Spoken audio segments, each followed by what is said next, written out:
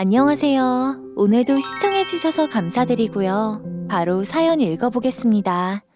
뉴스나 신문 기사를 보다 보면 뭐 저런 일이 다 했나 싶을 때가 있으시죠? 저도 한때는 저게 말이 되나 오버하는 게 아닌가 싶은 마음을 가졌었습니다. 그런데 직접 겪어보니까요. 뉴스에서 나오는 일들은 많이 순화된 거더군요. 인면수심이라고도 부르죠. 사람의 얼굴을 하고 있지만 마음은 짐승과 같은 이들을요. 정말 짐승도 저렇게는 안 하겠다는 생각이 들었던 그때 그 사건을 이야기해 보려고 합니다. 저 집 남편이 우리 아들 밀쳐서 다치는 바람에 응급실에 실려갔어요. 그래서 병원비 몇백 나온 것도 이유시고 하니까 참았거든요. 그런데 그때 사건으로 며느리가 이혼을 요구하고 있어서 지금 얼마나 골치 아픈 줄 아세요? 뭐라 할 거면 저 집에 뭐라 하시라고요. 안녕하세요, 여러분. 저는 경기도에서 거주하고 있는 50대 여성입니다. 지금은 경기도에서 살고 있지만 고향은 서울이에요. 일평생을 도심지에서 살아왔지만 어느 순간부터 여러 소음들이 귀에 거슬리더군요. 특히 어느 시점부터는 배달 음식이 성행하면서 오토바이 소리가 심해졌습니다. 한쪽 꼬막이 좋지 않아서 고층에 살 수 없다 보니 매번 소음에 시달려야 했죠.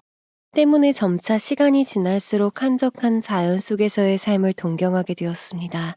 때마침 하나밖에 없는 아들이 여의도 증권회사 중 업계 탑이라 불리는 곳에 입사하게 되었어요. 더군다나 금융부서여서 이제 아들 앞길은 걱정 없는 상태가 된 것이죠. 저는 남편을 불러 도심지를 벗어나 살아보는 게 어떤지 물어보았습니다. 남편은 항상 제 편을 들어주는 사람이기에 주저함 없이 바로 그러겠노라 답해주더군요. 다만 전원 생활의 취향이 맞을까는 걱정이 되었습니다. 섣불리 전원주택을 사서 들어갔다가 성향이 맞지 않아 다시 팔고 도시로 돌아오는 경우도 여러 보았거든요. 저도 남편도 서울에서 나고 자란 사람들이라 자연 속 삶이 맞을지 알 수 없는 상황이었습니다. 여보, 그럼 우리 경기도 외곽 쪽에 빌라에 살아보는 게 어때? 정원 손질도 어렵다는데 정원 대신 테라스가 있는 곳이면 괜찮지 않을까? 사람들이랑 어울려 사니까 방범 걱정도 줄어들고 말이야. 살아보고 괜찮으면 주택 사서 아예 자연 속으로 들어가지 뭐. 제 말을 들은 남편은 일리가 있다며 동조해 주었습니다. 그래서 경기권 외곽에 있는 빌라들을 알아보기 시작했죠. 기왕이면 힐링할 수 있는 테라스가 있길 바랬기에 탑층으로 알아보았습니다. 마침 1년 뒤 준공 예정인 빌라가 있었는데 저희가 원하는 입지와 완벽하게 부합했어요. 조용하고 한적한 데다 세개동으로 붙어 있어 비교적 안전했죠. 소소한 것들도 걱정이었는데 개별로 분리수거하는 곳이나 주차장도 마련해준다니 더 마음에 들더군요. 남편과 상의 끝에 탑층으로 계약하게 되었고 이후 도심지에서 떠날 준비를 시작했습니다. 남편은 큰 업장을 운영하고 있었어요. 그러나 나이 들면서 체력적으로 한계를 느끼게 됐고 돈도 벌 만큼 벌었다 판단했기에 친한 지인에게 매도했습니다. 모아놓은 돈은 재테크 쪽으로 빠삭한 아들의 도움을 받았어요. 먹는 것 이외에 큰 소비는 없었던 터라 연금으로도 충분히 생활할 수 있었죠. 물론 소소한 벌이도 있었습니다. 남편의 취미가 사진 촬영이었거든요. 처음엔 그냥 취미 생활일 뿐이었지만 시간이 흐르니 점차 실력이 발전되어 종종 대회에 나가 상을 타오기도 했습니다. 그러다 보니 의뢰받아 사진 촬영을 도와주는 일도 간간히 생겼죠.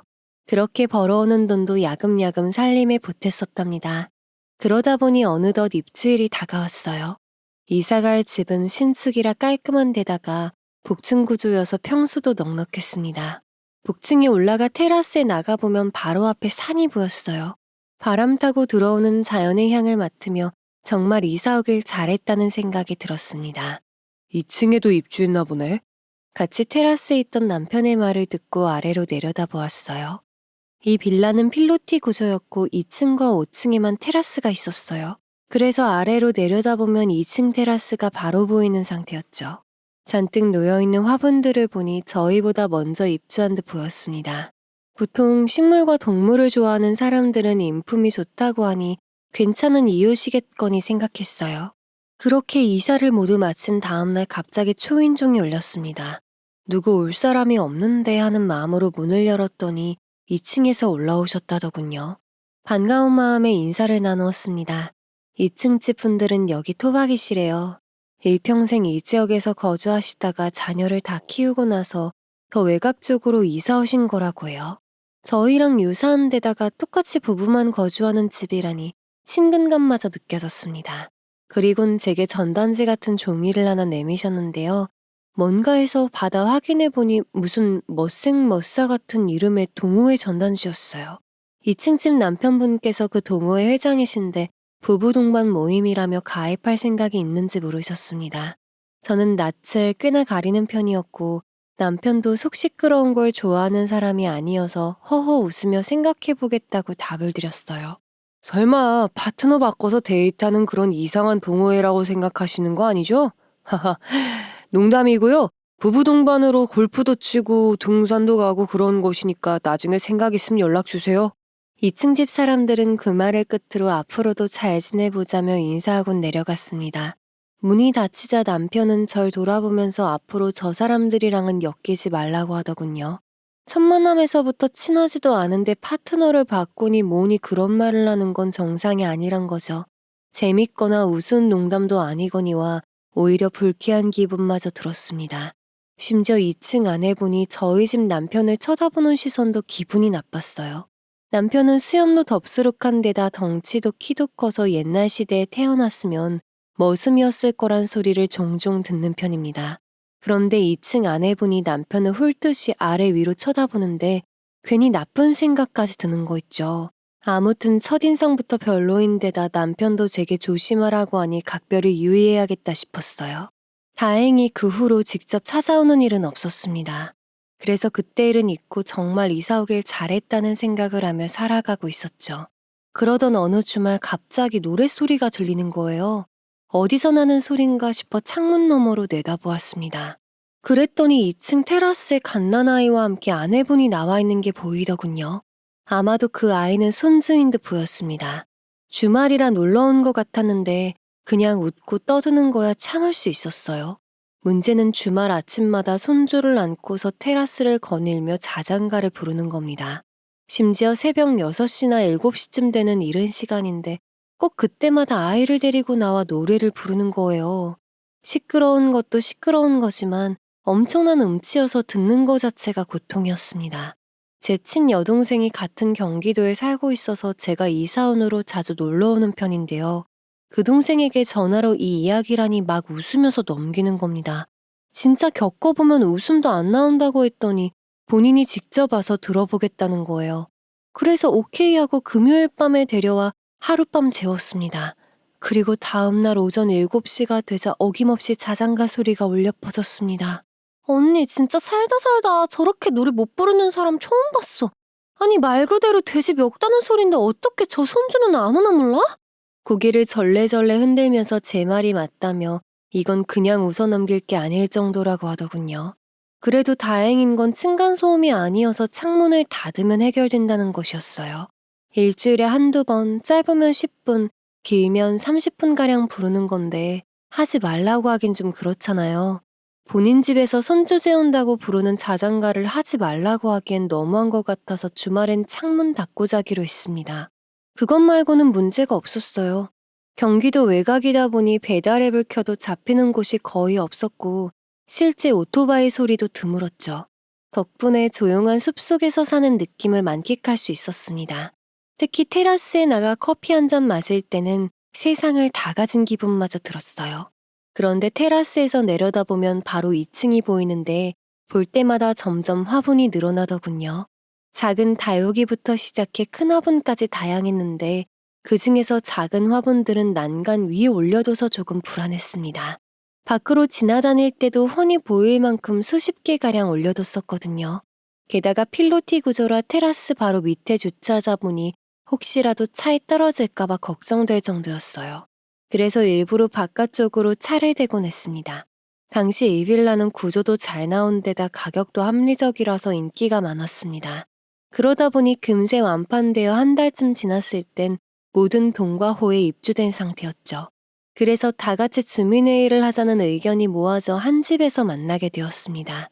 당시 남편은 사진 촬영 문의가 와서 잠시 타지에 간 터라 저 혼자 참석해야 했어요. 2층이 신경 쓰여서 그런지 남편은 은근한 걱정을 내비치더군요. 걱정하지 마. 사람이 몇 명인데 무슨 일 있겠어? 그리고 그때 찾아온 이후엔 아무 일도 없었잖아. 그냥 좀 별난 사람들이라고 치부하지 뭐. 남편은 그래도 최대한 엮이지 말고 집에 오려고 하면 무조건 거절하라고 당부했습니다. 저는 어린애도 아니고 알아서 잘하니까 걱정 말라고 웃었죠. 그렇게 참여한 주민회의에서 오랜만에 2층 사람들을 만날 수 있었습니다.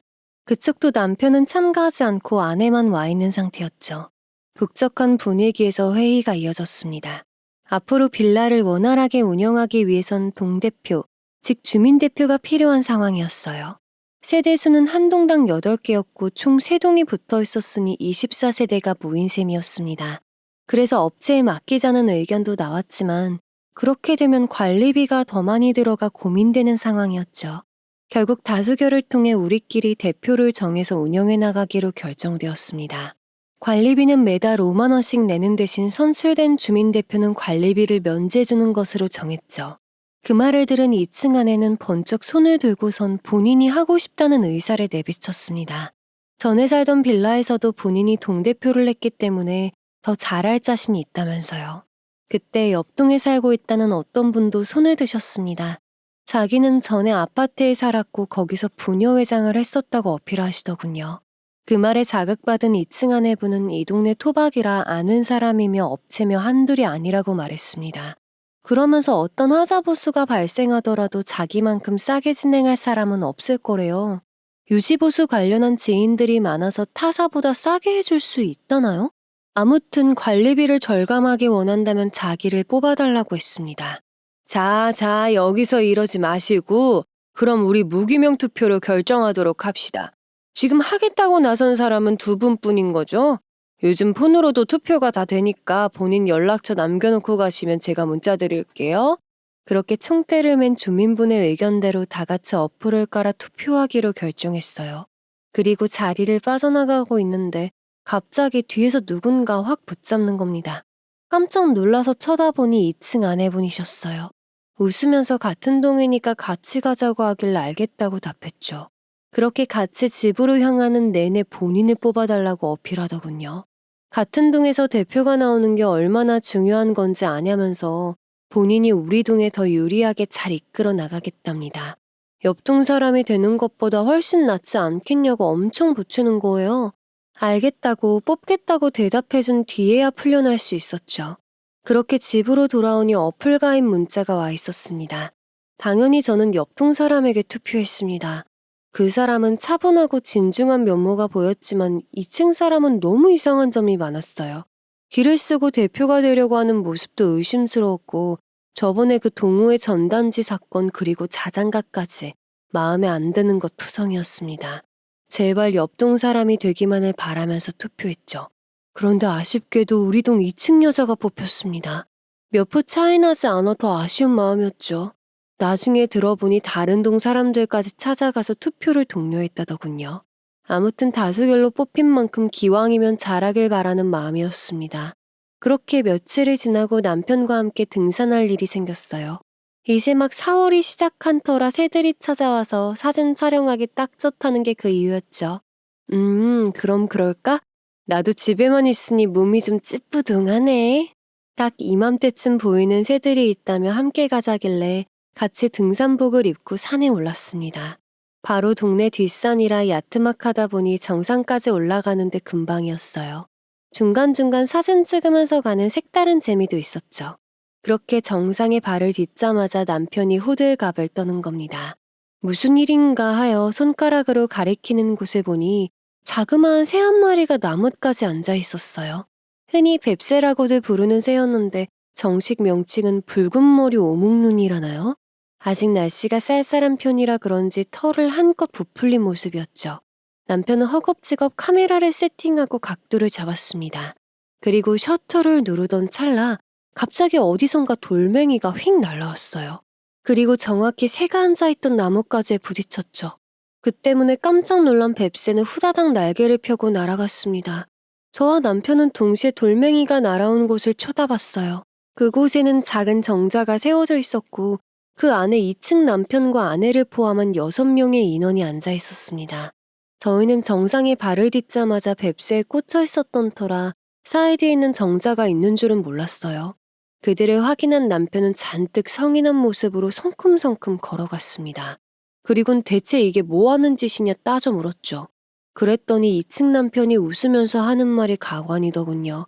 뭐 하는지? 말투가 너무 예의 없으시네. 재밌잖아요. 대체 뭐가 재밌다는 건지 모르겠으나 그 말에 정자에 앉아있던 6명이 일제히 웃음을 터뜨리는 겁니다. 화가 나서 시뻘개진 남편의 모습이 웃기다는 듯 까르륵거리는 꼴을 보니 제가 더 화가 나더군요. 한마디 하려고 저기요 하고 외치자 남편이 제 손을 꼭 붙잡았습니다. 그리곤 몸을 획 돌리더니 제 손을 잡고 그대로 하산하는 게 아니겠어요? 끌려가는 와중에도 저는 화가 나서 씩씩거렸습니다. 심지어 남편에게 실망스러울 정도였어요.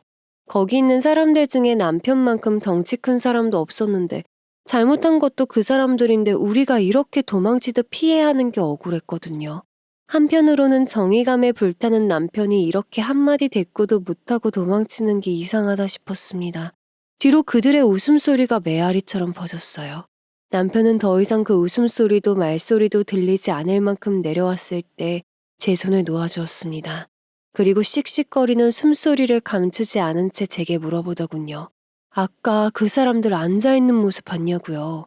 저는 그 말에 당연히 봤다며 그 2층 사람들 있었지 않냐면서 대꾸했습니다. 남편은 그 뜻이 아니라는 듯 고개를 절레절레하곤 말했어요. 그게 아니라 그 사람들 앉아있는 자리 배치 봤어? 2층 남편 옆에는 다른 여자가 앉아있었고 아내 옆에는 다른 남자가 앉아있었잖아. 남편의 말에 곰곰이 기억을 더듬어 보았습니다. 그랬더니 순간 소름이 끼치더군요.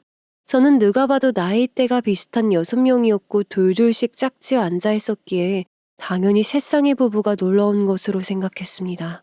게다가 입주할 당시 부부 동반 동호회를 운영 중이라며 전단지를 보여주기도 했었잖아요.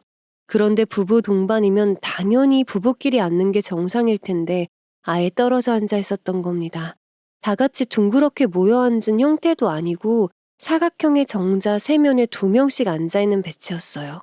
그런데 각자 다른 남자, 여자와 앉아있는 건 누가 봐도 정상이 아니었던 거죠. 남편은 그 모습을 보자 바로 도망가야겠다는 생각이 들었답니다. 그래서 제 손을 잡고 뛰어내려온 거였어요. 남편은 저 사람들 정상 아니고 저 모임도 정상이 아니라며 덧붙였습니다. 그 말을 들은 저는 고개를 끄덕이면서 소름 끼친다고 답했어요. 전부터 의심스럽긴 했지만 실제로 목격하니 훨씬 더 기분이 더러웠습니다. 정확한 건 알 수 없지만 간간히 뉴스에서 보기만 했던 부부들끼리 서로 파트너를 바꿔서 데이트하는 그런 모임 같았습니다. 웃긴 건 우리가 이상하게 볼 걸 분명히 알면서도 2층 집 사람들은 전혀 숨기는 내색 하나 없었던 점이에요. 오히려 저희가 놀라서 도망쳐 나온 걸 보면 알겠지만 그 집 사람들은 정말 정상이 아니었습니다. 가능한 한 피하고 싶은 부류였죠. 그렇지만 피할 수 없게 만드는 사건이 터졌습니다. 5월이 되니 날씨가 좋아지면서 점차 테라스로 나오는 빈도수가 늘어나더군요. 점점 소란스러운 분위기가 느껴졌지만 그 정도는 괜찮았습니다. 그런데 빈번하게 고기와 술파티를 벌이는 게 문제였어요. 밑에 집 오늘 또 술파티네? 내려다보니까 저번에 정자에 있었던 그 사람들 같아. 딱 6명이더라고. 지긋지긋하다 진짜. 남편은 제 말을 듣고 창문을 열어 확인하더니 쯧하고 혀를 찼습니다. 그리곤 답답해도 한운 수 없다며 창문을 닫았어요. 정상이 아닌 사람들이랑 부딪혀봐야 스트레스 받는 건 저희일 게 뻔했죠. 그래도 다행인 점은 오후 6시쯤 모여서 9시가 되면 끝난다는 거였습니다. 그 시간 동안 창문만 닫고 있으면 별 문제가 없었죠. 뭐 간간히 큰 웃음소리가 들리긴 했으나 큰 문제는 아니었습니다. 그러던 어느 주말 남편도 저도 폭주하는 사건이 터졌어요. 그날은 밤 10시가 넘도록 술자리가 끝나질 않는 겁니다. 창문으로 내다보니 늘 보이던 동호회 사람들이 아니라 그 집 아들 내외인 듯 보였어요. 아무래도 자고 갈 생각인지 시간이 지나도 마무리하지 않는 겁니다. 나중엔 크게 음악을 틀고 따라 부르기까지 하니 참을 수가 없더군요. 대체 3, 4층에 사는 사람들은 어떻게 참고 계신 건지 모르겠으나 저와 남편은 인내심의 한계를 경험했습니다. 10시 30분이 될 때까지도 떠들고 있자 결국 옷을 입고 아래층으로 내려가게 되었죠. 2층에 벨을 누르자 그 집 아내가 나오더군요. 무슨 일이시냐길래 어떻게 늦은 시간에 이렇게 떠들 수 있느냐 항의했습니다. 그러자 2층 집 아내분은 12시 되면 들어갈 거니까 걱정 말라고 하는 게 아니겠어요? 보통 이렇게 항의하면 죄송하다고 그 자리에서 파하는 게 정상 아닙니까? 앞으로 1시간 30분은 더 떠들겠다고 선포하는 게 말이나 되는 일인가요? 무슨 소리냐며 당장 정리하라고 따지자 2층 테라스에서 저기요 하는 소리가 들려왔습니다. 이후엔 이리 와보라고 하는 게 아니겠어요? 남편은 신발을 벗고선 터벅터벅 테라스를 향해 걸어갔습니다. 저도 후다닥 그 뒤를 따라갔어요. 그랬더니 술에 취해 얼굴이 시뻘개진 남자가 벌떡 일어나는 겁니다. 누가 봐도 그 집 아들로 보였어요. 옆에 앉아있던 며느리가 말리는데도 뿌리치곤 저희 남편 앞으로 다가와 어깨를 툭툭 치면서 말했습니다.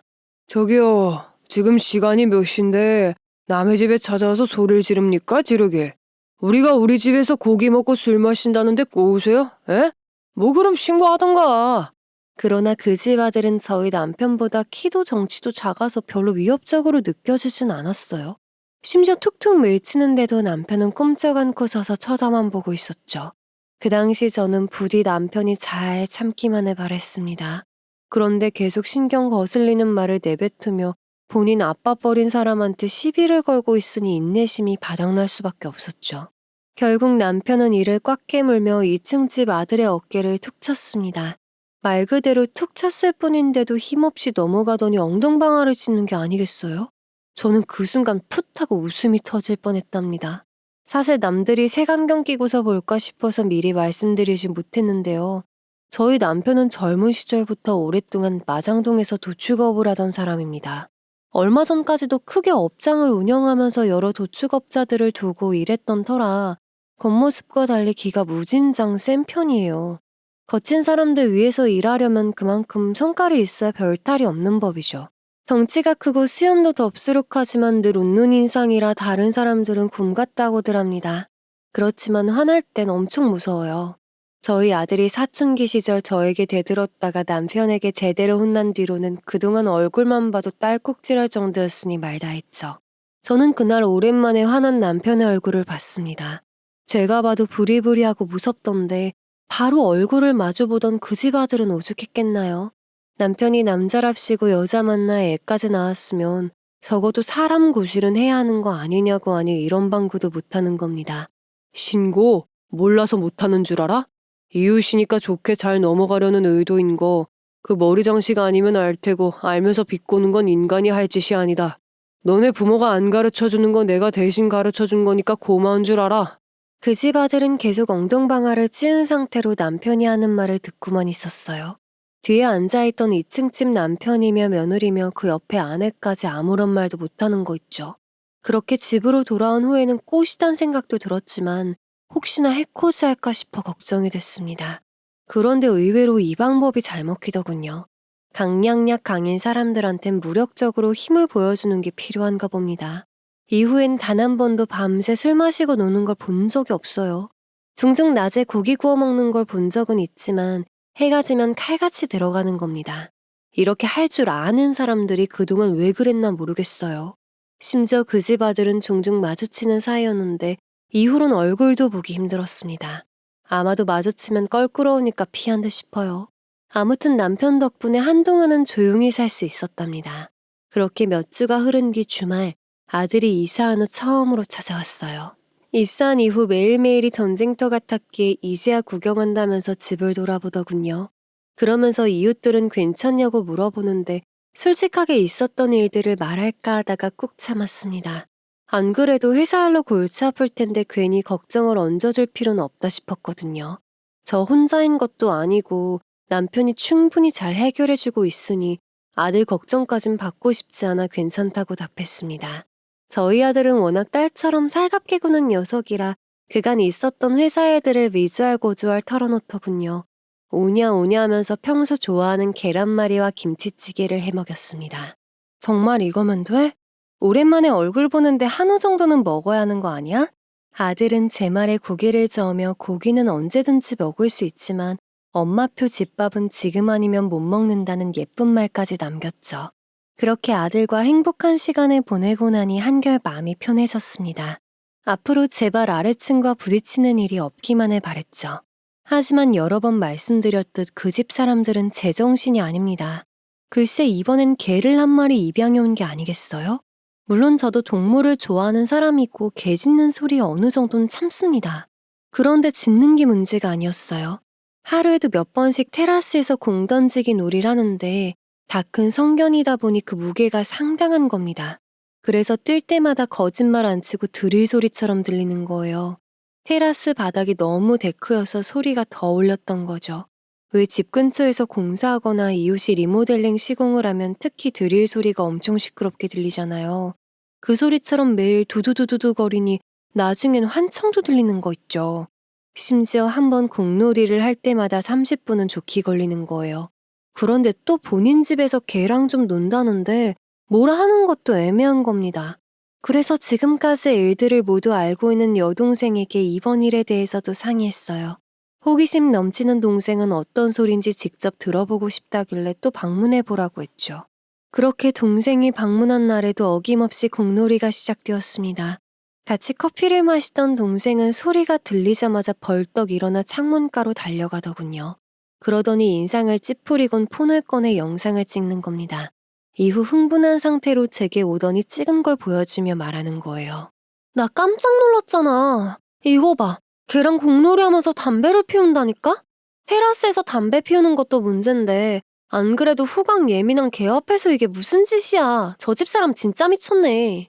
동생은 반려견을 키우고 있어서 동물 관련해선 특히 더 예민한 편이었습니다. 저는 그동안 소음에 시달리면서 낮에는 창문을 닫고 살아서 몰랐어요. 그런데 영상을 보니 2층 집 남자가 한 손으로는 담배를 뻑뻑 피우고 한 손으로는 공을 던지고 있더군요. 그전에는 이런 적이 없었는데 의아했습니다. 갑자기 안 피던 담배를 필름 안모하고 일부러 우리 괴롭히려고 하는 건가 싶은 생각이 들 정도였죠. 동생은 제게 그 영상을 보내주면서 이거 갖고 나중에 다른 사람들한테 다 퍼뜨리랍니다. 여기 개 키우는 집 한둘이 아닐 텐데 애견인들은 무조건 화낼 거라고 했죠. 그래도 이걸 퍼뜨릴 일이 있을까 싶던 와중 제게도 기회가 찾아왔습니다. 그날은 반상회가 있는 날이었어요. 주민대표네 집에서 모이기로 해서 2층 집에 방문하게 되었죠. 처음엔 분리수거나 주차 관련해서 서로 불만 있는 것들을 얘기하고 해결하기 위한 토론이 이어졌습니다. 저도 간간히 의견에 동조하거나 제안하며 시간을 보냈죠. 그러다 거의 토론이 끝나갈 무렵 갑자기 2층 아내가 벌떡 일어나 주민대표로서 한마디 하겠다는 겁니다. 당시 남편과 함께 방문한 터라 서로 눈빛을 주고받으며 무슨 말을 하려나 싶었어요. 요즘 우리 주민들 중에 너무 예민한 사람들이 있어요. 조금 시끄럽다고 항의하는 경우가 있는데 그렇게 예민하게 굴 거면 주택에 살아야죠. 안 그래요? 서로 양보 좀 하면서 삽시다. 누가 봐도 그 말은 저희 집을 저격하는 말 같았습니다. 그에 욱한 저는 벌떡 일어나 저희 보고 하시는 말씀이냐 물었어요. 그랬더니 뭐 아니라곤 말 못한다는 겁니다. 요즘 개 뛰어다니는 소리에 스트레스 받는 것도 참고 있는데 예민하다고요? 가해자가 할 말이에요? 소리치던 저는 재빨리 폰을 꺼내 들었어요. 그리고 그 영상을 켜서 주변 사람들에게 다들 한 번씩 보시라고 전달했습니다.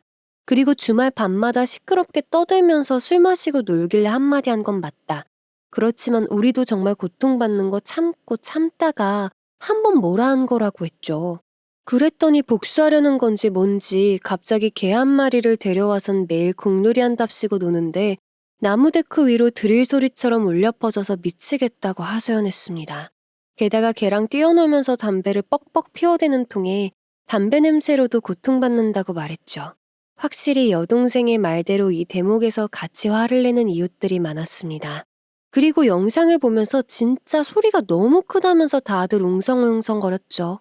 사람들이 본인의 편을 들어주지 않자 주민대표는 3층과 4층에 거주하시는 분들을 향해 손짓했습니다.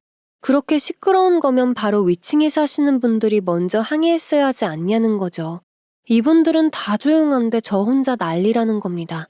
그 말에 다시 이목이 집중됐습니다. 3층에 거주하시는 분들은 공교롭게도 두 집 다 나이가 꽤 있는 분들이셨어요.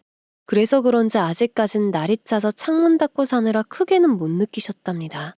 개 뛰는 소리나 술 마시고 떠드는 소리 정도는 들으셨다더군요. 4층에 거주하시는 분들 중 한 분은 주말 부부라 주말엔 남편이 사는 곳까지 가서 거의 집을 비우는 편이시래요. 남은 한 분은 시끄럽긴 한데 분란 일으키기 싫어서 참고 사셨답니다. 매일도 아니고 주말에 술 마시고 노는 거 뭐라 하기도 그렇고 본인 집에서 개 데리고 논다는데 뭐라 하기 그랬답니다. 그래서 시끄러우면 창문 닫고 참으면서 사셨대요. 저희랑 똑같은 상황이었죠. 그런데 거기다 대고 주민대표란 사람이 뭐라고 말했는지 아세요? 더 보세요. 참을 만하다잖아요.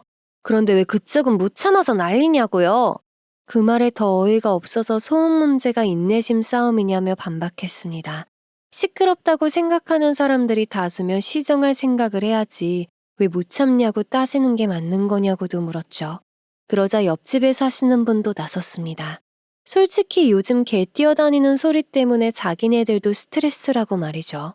결국 모든 사람들이 주민대표를 힐난하자 자제하겠다고 말하곤 냉큼 자리를 마무리하더군요. 궁극적인 해결이 된 건 아니었지만 그래도 속은 정말 시원했습니다. 실제로 그 후로는 눈치를 보는 건지 조용하더군요. 종종 마주칠 때마다 째려보는 게 느껴졌지만 별 문제될 게 아니었으니 무시했습니다. 그렇게 3, 4개월가량 지났을 때였어요. 태풍이 들이닥친다는 예보가 뜬 겁니다. 저희 지역을 직접적으로 통과하는 건 아니었지만 옆으로 스쳐 지나가는 상황이었습니다. 그래서 오히려 바람이 더 많이 불 수 있다고 경고하더군요. 저는 테라스에 나와 있는 물건들을 미리 집 안으로 챙겨 넣었습니다.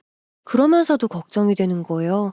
2층 테라스에 놓여있는 수많은 화분들 때문이었죠. 그 중에 작은 거라도 하나 날아가서 사고가 나면 어쩌나 싶었어요. 게다가 그 수는 점점 늘어나서 언제부턴가 작은 비닐하우스도 만들어둔 겁니다. 누가 봐도 허술해 보이는 비닐하우스였는데 강풍에 나라가 차로 떨어지면 어쩌나 싶은 생각까지 들었습니다. 그래서 빌라 사람들이 모여있는 톡방에 의견을 냈어요. 며칠 뒤면 태풍이 지나간다는데 미리 테라스에 내놓은 물건들을 드리는 게 어떠냐는 의견이었죠. 다른 사람들도 그 말에 동조했고 미리 치우자는 의견이 지배적이었습니다. 그런데 주민대표라는 사람은 읽고 씹어버리는 게 아니겠어요? 다른 동보다도 그 집이 제일 큰 문제였는데 말이에요. 어쨌든 저는 경고한 셈이니까 알아서 하겠지 싶었습니다. 그런데 태풍이 불던 당일 예보한 것보다 더 강한 바람이 들이닥쳤고 엄청난 굉음이 함께 들렸어요. 몇 시간 뒤 태풍이 지나가 바람이 잠잠해지자 굉음의 이유를 찾아 남편과 함께 1층으로 내려갔습니다. 여보, 일로 와봐. 2층 집에 비닐하우스 날아갔어. 제 목소리에 뛰어온 남편은 2층 테라스를 살펴보곤 저럴 줄 알았다며 고개를 절레절레 젓더군요. 문제는 그 비닐하우스의 새 기둥을 허술하게 고정해둔 탓인지 기둥 자체가 뽑혀서 날아간 겁니다. 그게 어디로 갔는지는 1분도 채 걸리지 않아 발견할 수 있었어요. 어떤 차량 보닛 위에 떨어져 있었거든요. 종이장처럼 구겨진 보닛을 보자 저걸 어쩌나 싶었죠. 안쓰러운 생각은 들지 않았습니다. 그 차량은 2층 남편의 차였거든요. 전 사실 인생을 살아가면서 워낙 많은 일들을 겪어서 권선징악을 믿지 않았습니다. 그저 모든 건 운에 달려있는 것이라 생각했는데 그때 세기둥에 구겨진 차를 보고선 권선징악을 믿게 됐어요. 솔직히 내심 꽃이다는 생각까지 들었답니다. 그런데 여러분들도 아시다시피 저 집 사람들 정말 제정신 아닙니다. 글쎄 갑자기 반상회를 열더니 뭐라고 하는 줄 아세요? 자기네들 차가 망가진 건 자연재해니까 관리비로 수리해야 한다는 겁니다. 보험회사 말 들어보니까 차량 수리비가 한 1,000만 원 나온다네요. 자연재해고 우리 동에서 벌어진 일이니까 관리비로 일부 처리했음 합니다. 심지어 그때 당시 테라스 세대에 사는 사람들은 귀찮음을 감수하며 모든 집기들을 다 집 안으로 넣은 상태였어요. 하나도 치우지 않은 집은 오로지 그 2층뿐이었죠. 그래서 재물 파손이 일어난 집도 2층뿐이었습니다. 당연히 모든 사람들이 헛소리라고 받아쳤지만 독단적으로 행하려고까지 하더군요. 한참을 싸우다가 나중엔 이렇게 막무가내로 굴 거면 주민대표 자리에서 내려오라는 말까지 나왔습니다. 그제야 눈치 보면서 깨갱하는데 저 사람들 이제 민심도 다 잃었구나 싶었어요. 그렇게 폭풍 같은 일이 지났습니다. 이후로 별 문제 없이 한 달쯤 지났을 때였을까요? 갑자기 아들이 놀러 오겠다더군요. 저야 당연히 기쁜 마음이었지만 한편으로는 뭔가 이유가 있구나 싶었습니다. 어쩐지 들뜬 목소리가 느껴졌거든요. 실제로 집에 와서도 한껏 들뜬 모습을 감추지 못했습니다. 결국 제가 나서서 무슨 일 있느냐고 물어봤죠. 그랬더니 물어보기만을 바란 것처럼 한바구음을 지으며 여자친구가 생겼단 겁니다. 엄마, 이번에 만난 여자친구는 뭔가 달라. 느낌이 왔어. 그래서 엄마랑 아빠한테 소개해주고 싶어. 평소 여자친구는 주기적으로 있었으나 이번 같은 반응은 처음이었습니다. 먼저 나서서 소개해주고 싶다고 한 것도 처음이었죠. 대체 얼마나 좋은 사람이길래 그러냐니까 다 비밀이랍니다. 조만간에 직접 얼굴 보고 말해주겠다면 너스레까지 떠는 거 있죠. 아무튼 사귄 지는 고작 2달밖에 안 됐는데 지금까지 만난 여자들과는 다르더래요. 2달 만에 결혼을 고민할 정도라고 하니 어떤 사람인지 저도 무지 궁금해지더군요. 그래서 알겠다고 한 뒤 다음 주 주말에 한정식 집을 예약했습니다. 자식이라곤 아들 하나뿐이었던 터라 어여쁜 며느리가 집안에 들어온다면 분위기도 많이 바뀌겠다 싶었어요. 남편도 어떤 사람일지 궁금하다며 설레하는 모습을 보였죠. 그렇게 부푼 맘을 끌어안고 한정식 집에 도착했습니다. 아들 옆에 앉아있는 아가씨를 보니 참 곱고 참하다는 생각이 들었어요. 남편도 첫인상이 마음에 들었는지 싱글거리는 얼굴로 인사를 나누었습니다. 나이를 물어보니 아들보다 2살이 어리더군요. 직업을 물어보니 중소기업에서 일하고 있다고 했습니다. 소위 말하는 격리일을 하고 있다더군요. 전 사실 회사 입사한 이후에 생긴 여자친구라기에 같은 회사에 다니는 아가씨인 줄 알았습니다. 그런데 같은 서울에 위치한 회사라는 점 빼곤 공통점이 하나도 없는 거예요. 동도 다르고 구도 다르기에 대체 어떻게 만난 사이인지 궁금해졌습니다.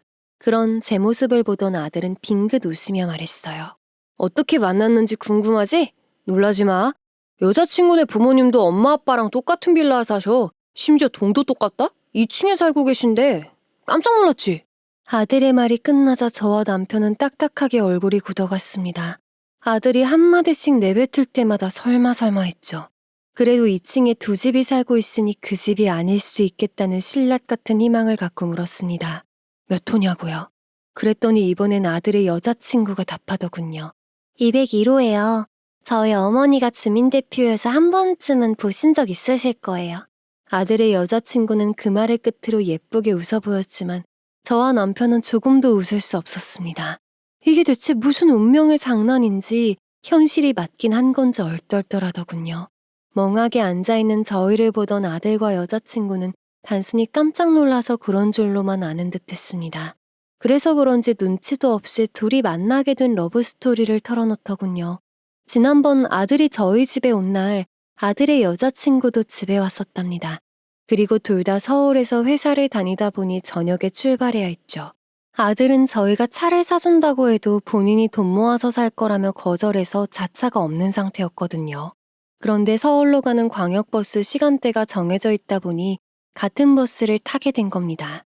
같은 빌라에서 나와 같은 버스를 타는 게 신기해서 몇 호 사시냐면서 이야기를 나눈 게 시초였대요. 그런데 서울로 가는 내내 버스 안에서 이야기를 주고받다가 마음이 잘 맞아 번호를 교환했답니다. 저녁에 한 번씩 만나 식사 자리를 갖다 보니 연애 감정이 싹 트게 된 것이죠. 그 이야기를 다 듣고 나선 눈앞이 캄캄해지더군요. 아들은 영문도 모르고 갑자기 삭막해진 분위기에 당황스러워했습니다. 무슨 안 좋은 일 있냐, 갑자기 왜 그러냐 물어보는 거예요. 저는 크게 한숨을 내쉬면서 아들의 여자친구를 향해 물었습니다. 혹시 그쪽 부모님이 5층 사는 사람들 얘기 꺼낸 적 없느냐고요. 그랬더니 들어본 적 없다고 답하더군요. 아가씨는 제 아들과 만났던 그날 이후로 본가에 방문한 적이 없답니다. 매일 전화를 나누는 집안도 아니어서 이웃사촌 얘기는 들어보지 못했대요. 단지 주민대표로 선출됐다는 카톡만 주고받았답니다. 하긴 입주한 지 이제야 반년 정도 지났으니 자주 왕래하는 사이가 아니라면 모를 수 있겠다 싶었어요. 그렇다고 해서 어떤 사이였고 어떤 일들이 있었고를 세세하게 말하기도 어려웠습니다. 사실상 남의 집 딸한테 너희 부모님이 이런 사람이야 하고 말하는 꼴이잖아요. 그건 어른으로서 할 짓이 아닌 것 같았거든요. 다 큰 성인끼리 연애하는 거야 뭐라 할 순 없지만 결혼은 집안과 집안 간의 만남이지 않니? 우리는 결혼까진 허락 못할 것 같구나. 이유는 내 입으로 말하기 힘드니 아가씨도 본인 부모님께 물어보는 게 좋을 것 같아요.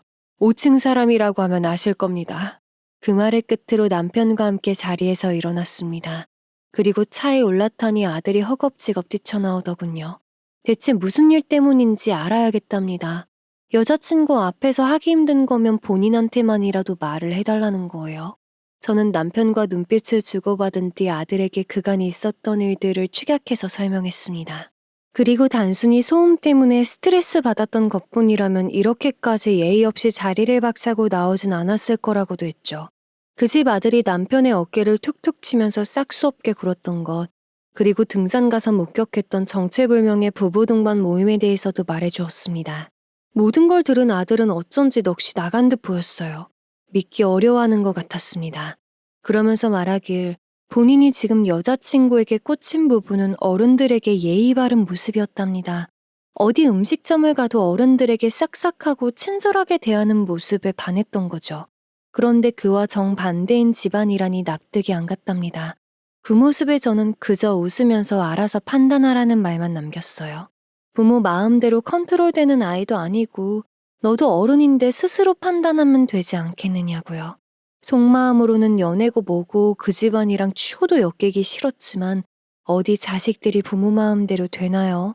너 마음 가는 대로 하라는 말만 남기고 남편과 집으로 향했습니다. 그리고 남편에게 너무 솔직하게 다 말했냐고 물어봤더니 숨기는 거 없이 다 말하는 게 맞는 거라고 답해주더군요. 그동안 우리가 당한 게 얼마인데 그 정도면 매너 있는 거라기에 안심이 되었죠. 그리고 덧붙이는 남편의 말에 저도 수긍하게 되었습니다. 그리고 그 집 사람들 좀 이상한 정도가 아니잖아. 부모뿐만 아니라 아들도 이상했고 말이야. 연애는 알아서 하라고 놔준 것부터 우리 입장에서 많이 양보한 셈이니 더 걱정할 필요 없어. 그렇게 집으로 돌아오고 나서 약 3시간쯤 지나자 아들도 들어오더군요. 그대로 서울로 가버릴 거라 생각했는데 다행이다 싶었습니다. 저와 남편에게 할 말이 있다기에 다 같이 거실에 모여 앉았어요. 아들은 깊은 한숨을 내쉬더니 헤어지고 왔다는 말을 꺼냈습니다. 여자친구였던 아가씨한텐 자초지종을 다 말하지 못했고 적당히 설명만 해주었다네요.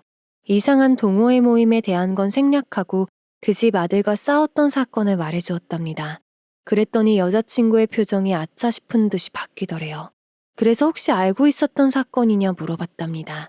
여자친구는 울상이 돼선 그 사건에 대해선 들었지만 그게 5층 사람인지 그리고 남자친구의 부모님과 관련된 일인 줄은 꿈에도 몰랐다고 해요.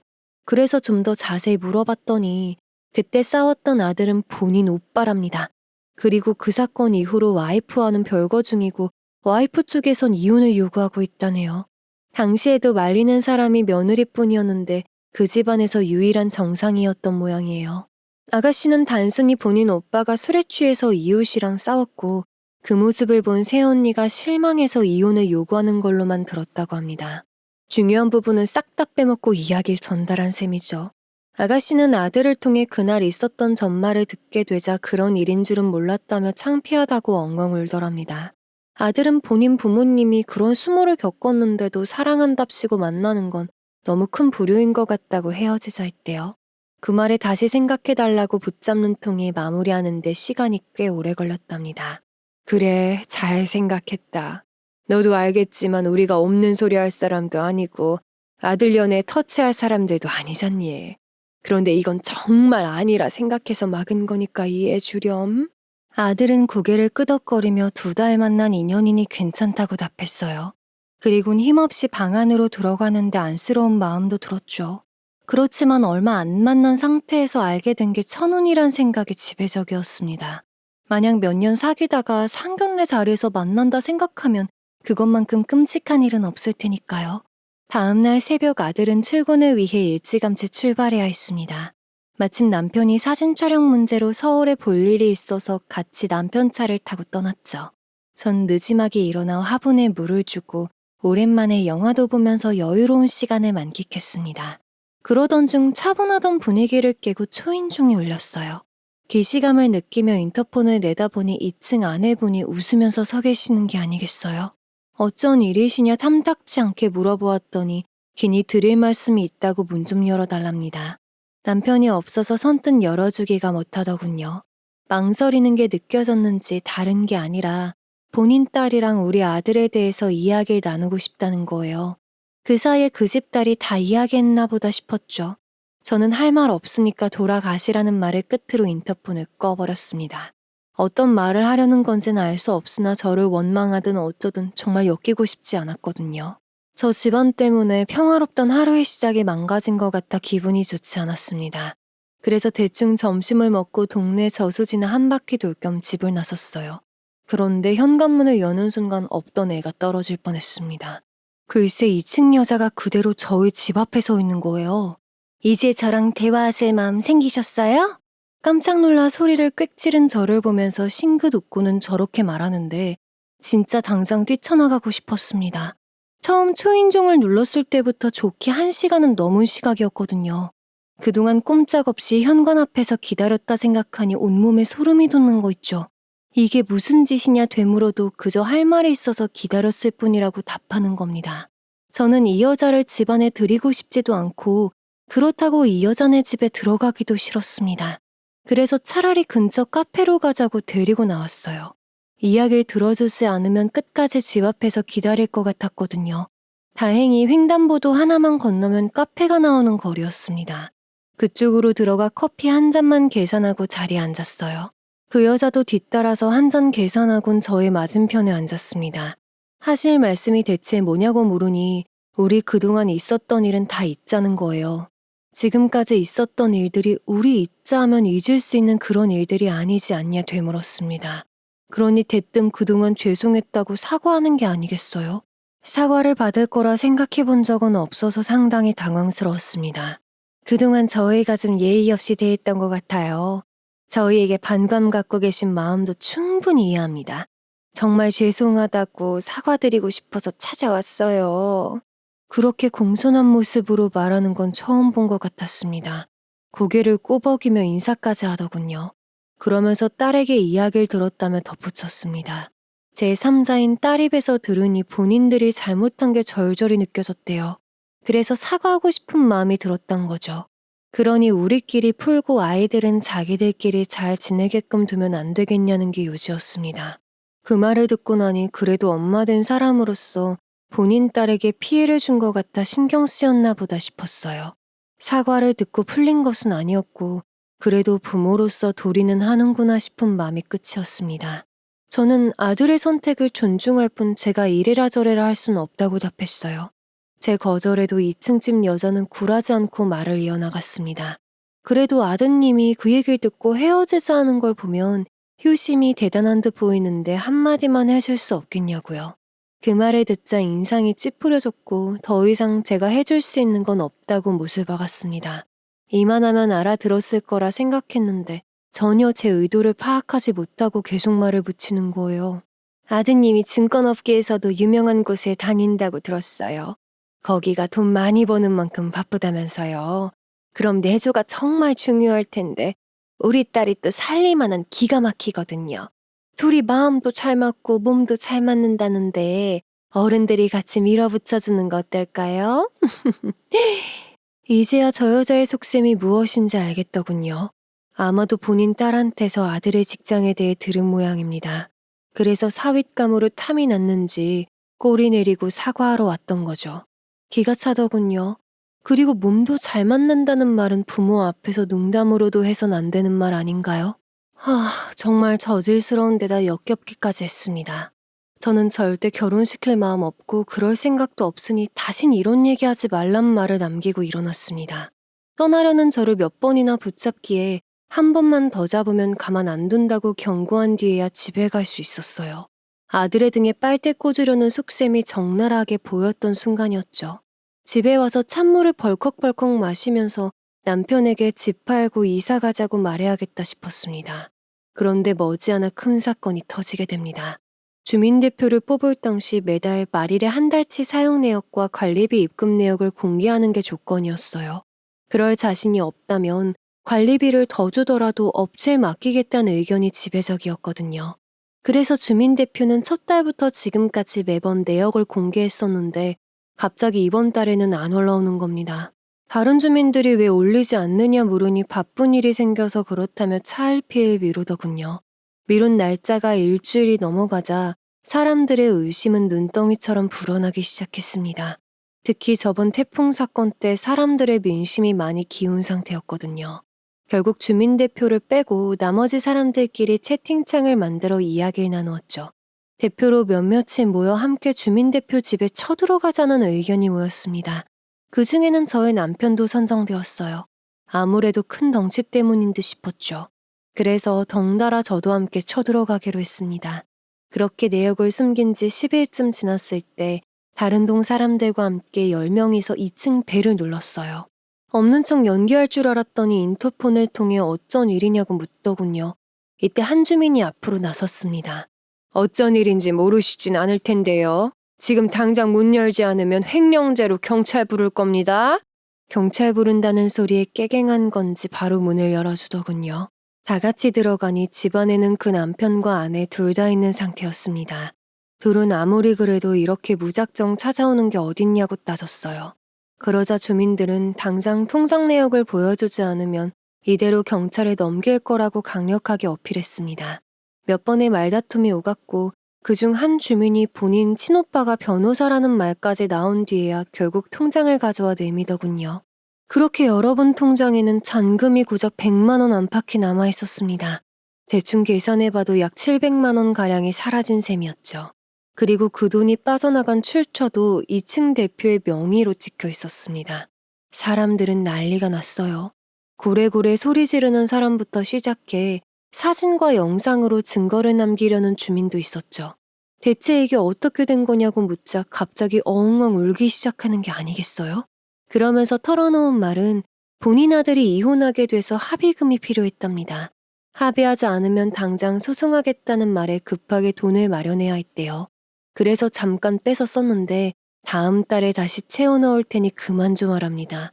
안 그래도 살기 싫어서 안 좋은 생각까지 하는데 이렇게 다 같이 몰려와서 괴롭히면 어쩌니요. 와, 정말 대단한 사람이다 싶은 거 있죠. 순식간에 피해자들을 가해자로 만드는 기술이 상당했습니다. 당연히 모든 사람들이 어이없어하며 그쪽 아들이 이혼하는 거와 우리가 무슨 상관이냐고 물었어요. 그랬더니 냉큼 저를 째려보면서 손가락으로 가리키는 겁니다. 그러곤 다른 사람들은 몰라도 저 집 사람들은 관련이 있대요. 저 집 남편이 우리 아들 밀쳐서 다치는 바람에 응급실에 실려갔어요. 그래서 병원비 몇백 나온 것도 이유시고 하니까 참았거든요. 그런데 그때 사건으로 며느리가 이혼을 요구하고 있어서 지금 얼마나 골치 아픈 줄 아세요? 뭐라 할 거면 저 집에 뭐라 하시라고요. 이게 말인지 방구인지 참나 어이가 없어서 웃음만 났습니다. 병원비 몇백 나올 정도였으면 저 집 성격상 가만히 있었을까요? 바로 돈 달라고 뛰어왔을 사람들입니다. 심지어 마데카솔 하나 값이라도 받으러 왔을 거예요. 게다가 아들이 다친 게 왜 이혼 사유가 되나요? 앞뒤 다 자르고 거짓말하려니 본인도 무슨 말을 하는지 모르는 듯 보였습니다. 당연히 사람들이 넘어갈 리 만무했고 말도 안 되는 고집을 피운다는 걸 단박에 알아챘죠. 더 이상의 대화는 무의미하다 판단했어요. 그래서 임시총회를 열어 바로 주민대표 해임 및 직무정지 결의안을 작성했습니다. 만장일치로 주민투표가 이뤄진 것과 통장 내역 등을 증거로 고소 고발했죠. 법적 다툼이 벌어지는 동안은 쥐 죽은 듯이 살더군요. 이후 벌금형을 선고받고 나서는 본인들도 쪽팔린 걸 아는지 쫓기듯이 이사나갔습니다. 판결 과정에서 사라진 700만 원의 행방을 주민들 모두가 알게 됐거든요. 전에 말씀드렸던 이상한 부부 동반 동호회 있죠. 거기가 저와 남편이 예측했던 대로 서로 파트너를 바꿔가면서 데이트하는 그런 곳이었대요. 그걸 어떤 부부가 주워 듣고선 일부러 작정하고 그 동호회에 가입했더랍니다. 그리고 2층 남자에게 의도적으로 신체적인 접촉을 유도했대요. 그러면서 그 과정을 모두 영상으로 촬영해둔 거죠.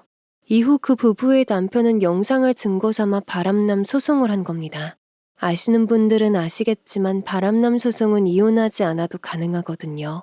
그러니까 그 부부는 바람남 소송으로 합의금이나 위자료를 뜯어내려고 의도적으로 접근했던 사람들인 거죠. 소송을 피하기 위해 있는 돈 없는 돈 긁어다가 합의금으로 쥐어줬답니다. 거기에 저희 빌라 관리비도 들어간 거고요. 이 더러운 사연을 모든 빌라 주민들이 알게 됐으니 아무리 뻔뻔하대도 얼굴 들고 다니기 어려웠을 겁니다. 어디로 이사 갔는진 모르겠지만 부디 타인한테 피해주지 말고 사람답게 살았으면 좋겠네요. 그리고 그 집엔 노부부가 이사를 왔습니다. 두 분 다 정말 젠틀하신 분들이라 아무런 트러블 없이 잘 지내고 있답니다. 오늘 들려드릴 이야기는 여기까지입니다. 끝까지 들어주셔서 정말 감사드리며 다른 기막힌 이야기도 궁금하시다면 구독과 좋아요, 알림 설정 부탁드립니다.